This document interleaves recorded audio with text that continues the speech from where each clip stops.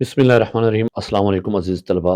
आपको सिखाने जा रहा हूँ कि उर्दू नसर पारा की तशरीह लिखने का तरीक़ाकार क्या है, कि आपने उर्दू नसर पारा की तशरीह कैसे लिखनी है अगर इम्तिहानात में पूरे नंबर लेने हैं। तमाम बोर्ड्स के इम्तिहानी तरीक़ाकार जो पैटर्न है और जो नंबर स्कीम है, जिस तरीके से नंबर तकसीम किए जाते हैं, नंबर की तकसीम कार है, बिल्कुल उसी के मुताबिक आपको उर्दू नसर पारा की तशरीह लिखने का तरीका बताने जा रहा हूँ। इसको आपने फॉलो करना है, बिल्कुल ऐसे लिखेंगे पूरे पूरे नंबर मिलेंगे। ये हमें एक नसर पारा दिया गया है कि हजूर सल्लल्लाहु अलैहि वसल्लम बड़े मेहमान नवाज थे, यहाँ से लेकर सब मजदूरों के साथ मिलकर आप सल्लल्लाहु अलैहि वसल्लम ने काम किया। ये नसर पारा हमने किताब से कॉपी कर लिया, किताब से कॉपी कर लिया और यहाँ पे ख़त कशीद नहीं थे, तो क्योंकि हमने ख़त कशीद भी कर दिए हैं। खातिर, फाका, देखभाल और मजमा, जो मुश्किल अल्फाज होंगे उनको आप ख़त कशीद कर लेंगे। गौर से आपने देखना है कि मैं आपको इम्तिहानी तरीक़ाकार से बिल्कुल जो पैटर्न है इम्तिहान का और नंबर स्कीमें किस तरह नंबर तकसीम होते हैं उस तरीक़ेकार से बताने जा रहा हूँ। इसको गौर से देख लें, इसी तरीके को आपने फॉलो करना है। बिल्कुल ऐसा ही करेंगे तो इंशाल्लाह आपको पूरे पूरे नंबर मिलेंगे। सबसे पहले आपने लिखना होता है हल सवाल नंबर। अब यहाँ पे कहूँगा 7 था तो हमने 7 लिख दिया। जो भी सवाल नंबर आपके इम्तिहान में होगा, टेस्ट में होगा, वो देना है। यहाँ पे 7 था, मैंने 7 लिख दिया है। अमूमन में जो आपका पर्चा होता है उर्दू का, उसमें तीसरा होता है। उसके बाद हमने लिखना है नसर पारा की तशरीह, एक सुर्खी देनी है। पहले आपने ये देखें, मार्कर आपको पहले बता चुका हूँ, कोशिश कीजिएगा कि 2 रंगों के आप मार्कर इस्तेमाल करें। कट वाला मार्कर इस्तेमाल करें, बेहतरीन ख़त बना के लिखना है, क्योंकि आम तौर पर आपकी जो पेन की रोशनाई है वो नीली रोशनाई से लिखते हैं। तो आपके पास ब्लैक मार्कर है, काला, आपने हल सवाल नंबर लिख दिया, उसके बाद नसर पारा की तशरीह। अब यहाँ पे आप समझ रहे होंगे अलिफ क्या है। अलिफ जो है ये जुज़ नंबर है। इम्तिहान में आपके 2 पैरा नसर पारे देता है, वहाँ पे आपने जो भी नसर पारा देंगे उसका जुज़ लिखना है, अलिफ है या बे है। यहाँ पे मैंने समझाने के लिए लिखा है क्योंकि हमारा एक ही नसर पारा है, तो यहाँ पे लिखने की ज़रूरत नहीं थी, सिर्फ़ आपको समझाने के लिए बता दिया। नसर पारा की तशरीह की सुर्खी देने के बाद अब आप उसके नीचे सुर्खी देंगे हवाला मतन। हवाला मतन के नीचे ये आप मार्कर से दीजिए, अपने पेन से लिखना है सबक का उन्वान, जो भी आपका सबक होगा, अखलाक हसना है, अखलाक हसना हमने सबक का उन्वान लिख दिया। इसके नीचे आप लिखेंगे मुसन्निफ़ का नाम, सैयद सुलेमान नदवी, जो सबक होगा उसका जो मुसन्निफ़ होगा वो आपने लिखना है। और दरमियान में ये कौलन, जिसको हम तफ़सीलिया कहते हैं, ये ज़रूर देना है। इसके बाद आपने लिखना है माख़िज़ रहमत आलम सल्लल्लाहु अलैहि वसल्लम, कि ये कौन सी किताब में से लिया गया है। अगर आपको याद हो तो ज़रूर लिखिएगा, ना हो तो फिर यहाँ पे माख़िज़ मेंशन करने की ज़रूरत नहीं है। उसके बाद आप लिखेंगे ख़त कशीदा अल्फ़ाज़ के मानी, हल लुग़त, मुश्किल अल्फ़ाज़ के मानी। देखें, अगर ख़त कशीद हुए हुए हैं तो फिर तो आपने ख़त कशीदा अल्फ़ाज़ के मानी लिखने हैं। अगर ख़त कशीदा नहीं है तो फिर आप हल लुग़त या मुश्किल अल्फ़ाज़ के मानी, तीनों सुर्खियाँ आपने नहीं देनी, सिर्फ़ आपके समझाने के लिए हैं। इसलिए मैं ये देखें, ये इसको कट कर रहा हूँ कि सिर्फ़ हमने ख़त कशीदा अल्फ़ाज़ के मानी लिखे हैं। अगर ख़त कशीद ना हो तो फिर आप हल लुग़त या मुश्किल अल्फ़ाज़ के मानी भी दे सकते हैं। उसके बाद आपने पूरा स्ट्रक्चर बनाना है जिस तरह हम बनाते हैं। आपके पास क्योंकि लकीरदार पेपर शीट होगी तो उसके ऊपर आपने डब्बा बनाना है 4, और फिर अल्फाज मानी ये बनाने हैं। उसके बाद आपने लिखना है जो पहला आपका अल्फाज है, जिसके ऊपर खत कशीद हुआ हो या मुश्किल है, खातिर, खातिर के मानी होते हैं खिदमत, देखभाल। दूसरा लफ्ज़ हमारे पास फाका, फाके के मानी है भूखा रहना, इस तरह देखभाल, ख्याल रखना, मजमा, लोगों का इकट्ठ या जमा होना। ये देखें, आपने अब दूसरी सुर्खियाँ थी खत कशीदा अल्फाज के मानी, ये आपने उसी तरीके से लिख दिए, सुर्खी भी बनाई, ये बिल्कुल डब्बा सा बना के उसमें अल्फाज मानी लिख दिए। इसी तरीके को आपने फॉलो करना है। उसके बाद आप तीसरी सुर्खी देंगे सियाक व सबाक। अगरचे सियाक व सबाक 9th 10th के पेपर स्कीम में नहीं है, नंबर स्कीम में नहीं है, ऑनवर्ड आगे जितनी भी आपकी क्लासेस हैं, आपके एफए से लेकर मास्टर तक, तो वहाँ सियाक व सबाक होता है।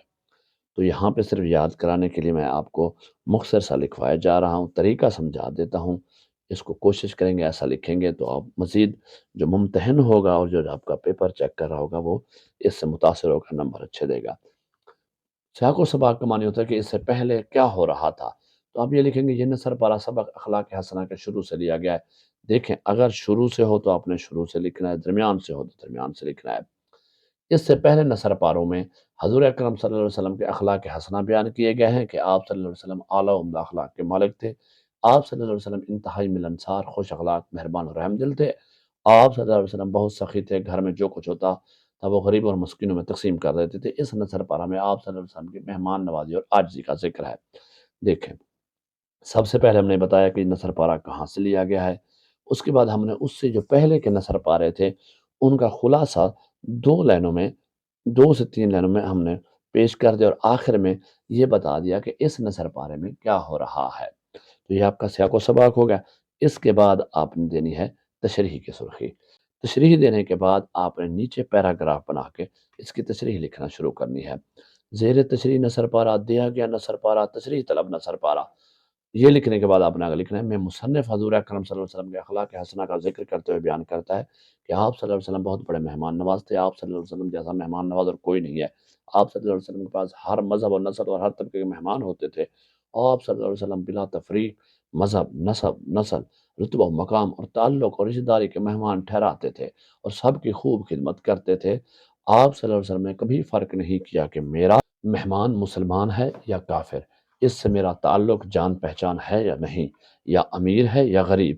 حضور اکرم صلی اللہ علیہ وسلم کے اس اخلاق حسنہ میں ہمارے لیے بہت بڑا سبق ہے کہ صرف اعلیٰ رتبے اور تعلق دار کو مہمان بنانے کی بجائے تمام لوگوں کو مہمان بنانا چاہیے۔ اب دیکھیں، اس میں ہم نے پہلی جو ایک جملہ تھا اس کو تشریح کی ہے، اس کو ہم نے سلیس صوت میں تھوڑا لمبا کر کے اپنے الفاظ میں بیان کیا ہے۔ اس میں مصنف بیان کیا کرنا چاہ رہے، اس کے مقاصد کیا ہے۔ اس طرح دوسرا پیرا بنائیں گے۔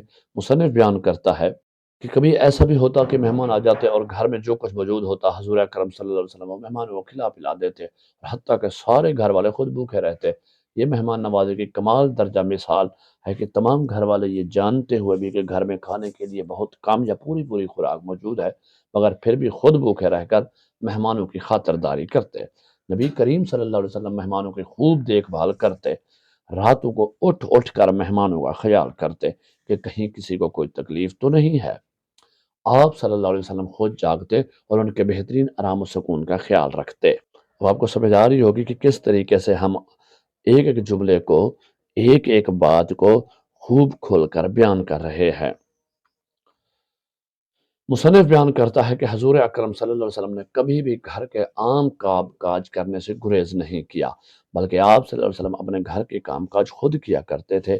آپ صلی اللہ علیہ وسلم اپنے کپڑے اپنے ہاتھوں سے سیتے تھے، اپنے جوتوں کو مرمت بھی آپ صلی اللہ علیہ وسلم خود فرمایا کرتے تھے، اپنی بکریوں کا دودھ بھی اپنے مبارک ہاتھوں سے خود دوہتے تھے۔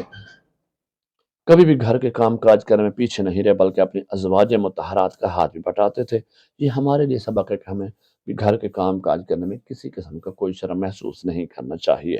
مصنف بیان کرتا ہے حضور اکرم صلی اللہ علیہ وسلم انتہائی عاجز اور منکسر المزاج تھے۔ آپ صلی اللہ علیہ وسلم نے کبھی بھی بڑائی و غرور نہیں کیا۔ آپ صلی اللہ علیہ وسلم لوگوں کے مجمع میں جاتے تو سب کے ساتھ سب کے برابر بیٹھ جاتے۔ اتنی عاجزی کی کہ سردار الانبیاء ہونے کے باوجود عام آدمیوں کے ساتھ برابر میں تشریف فرما ہوتے، سب کے ساتھ مل کر کام کرتے، چاہے مسجد نبوی کی تعمیر کا موقع ہو یا غزوہ خندق کے موقع پر خندق کھودنا۔ آپ صلی اللہ علیہ وسلم نے سب کے ساتھ مل کر کام کیا۔ آپ صلی اللہ علیہ وسلم کے اخلاق حسنہ ہمارے لیے زندگی گزارنے کا بہترین نمونہ ہے۔ تشریح کو اور بھی بڑھایا جا سکتا ہے، لیکن آپ کے 9th 10th کے لیے اتنا کافی ہے تاکہ آپ کو آسانی سے یاد بھی ہو جائے، آپ کے ذہن میں ایک آئیڈیا، ایک تصور، بنیادی چیزیں بیٹھ جائیں، تو آپ اس کو تھوڑا سا اور بھی مزید بھی بڑھا کر بیان کر سکتے ہیں۔